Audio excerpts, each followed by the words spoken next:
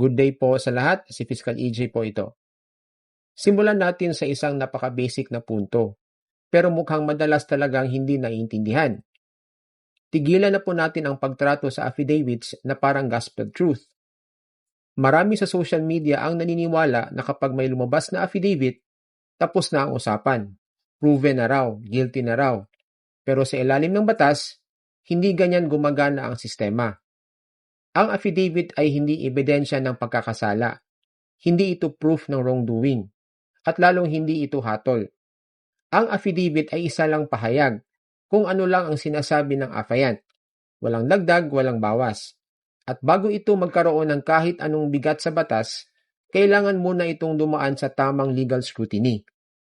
Kahit sino pa ang inaakusahan, Speaker Romualdez, VP Sara Duterte, o kahit sinong public official o public figure, ang affidavit na hindi pa nasusubok ay hindi kailanman absolute truth. Bakit? Kasi one-sided lang ang affidavit. Walang nagtatanong pabalik, walang cross-examination, walang pagkakataon ang kabilang panig na itest kung totoo ba ang mga sinasabi doon. Hanggat hindi humaharap sa korte ang affiant, tumitistigo sa ilalim ng panunumpa at sumasailalim sa cross-examination, legally weak pa rin ang affidavit. Sa totoo lang, simula pa lang ito ng investigasyon, hindi ang katapusan.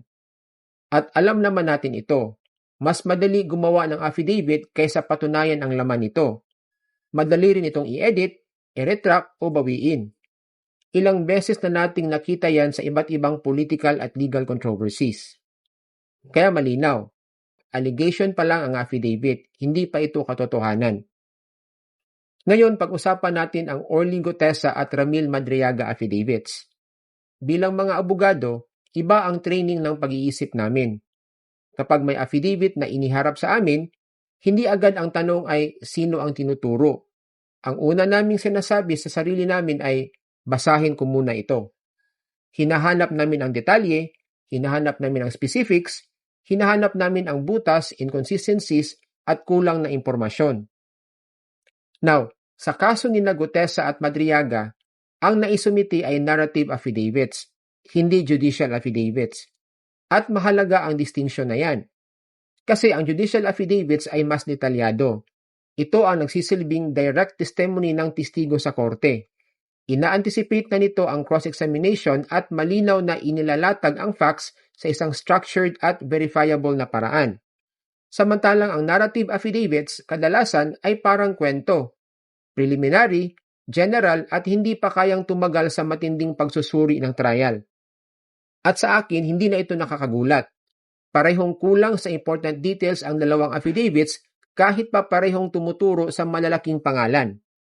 Si Gutesa itinuturo si Speaker Romualdez, si Madriaga naman itinuturo si VP Sara Duterte. Pero ang malalaking akusasyon ay nangangailangan ng malinaw at mabibigat na detalye, mga petsa, lugar, specific acts, at independent corroboration. Dahil kulang ang mga ito, hindi pa maaaring tanggapin ang mga pahayag na ito ng buo. Sa madaling salita po, kailangan ng corroboration ang parehong affidavits. Kailangan silang sumailalim sa cross-examination. Ganyan po hinahanap ang katotohanan sa batas.